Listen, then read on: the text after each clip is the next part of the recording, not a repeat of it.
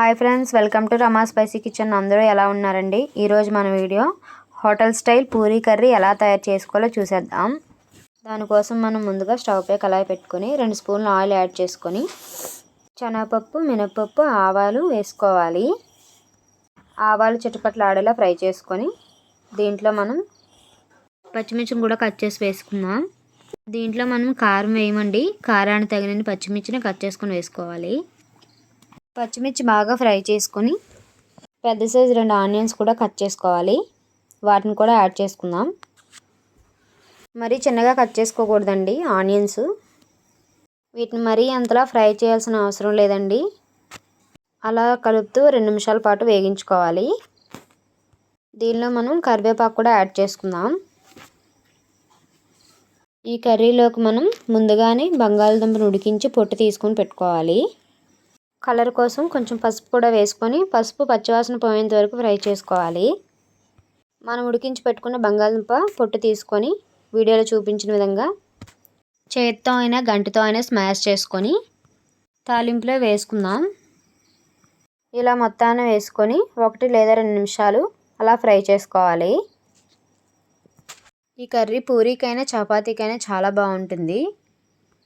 ఇలాంటి మరెన్నో మంచి కుకింగ్ వీడియోల కోసం మా ఛానల్ని సబ్స్క్రైబ్ చేసుకోండి ఫ్రెండ్స్.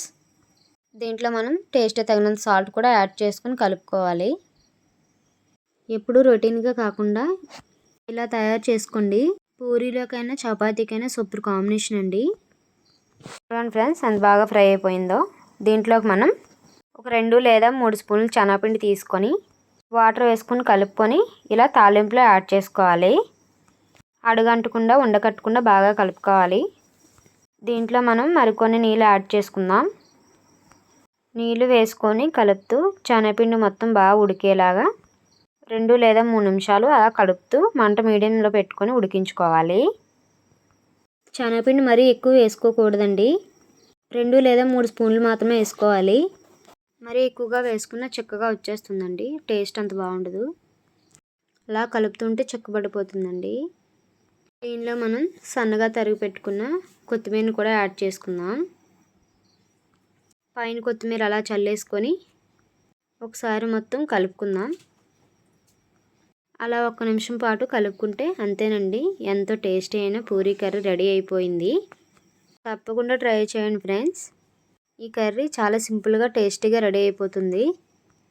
మరెన్నో మంచి కుకింగ్ వీడియోల కోసం మా ఛానల్ని లైక్ చేయండి, షేర్ చేయండి, సబ్స్క్రైబ్ చేసుకోండి ఫ్రెండ్స్. బాయ్.